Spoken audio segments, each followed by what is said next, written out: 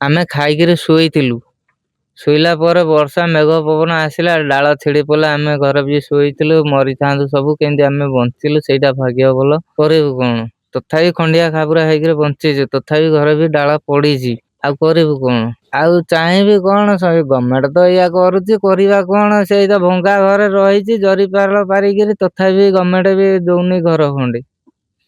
ଆଉ କରିବି କଣ? ଯାହା ଭଗବାନଙ୍କ ଦୟାରେ ଦେଖିବା। ଆଉ ଆମର ଏଠି ଯୋଉ ପବନ ହେବା ଦ୍ୱାରା ହିଙ୍ଗୋଳ ଗ୍ରାମର ନିର୍ମଳ ମଳିକ ଘରେ ଗୋଟେ ଗଛ ପଡ଼ି ଘର ଦ୍ୱାର ଭାଙ୍ଗି ଯାଇଛି। ଆଉ 3 ଜଣ ମା ଛୁଆକିରି ମେଡିକାଲ, ଭୁବନ ମେଡିକାଲ ଯାଇଛନ୍ତି 108 ଦ୍ୱାରା।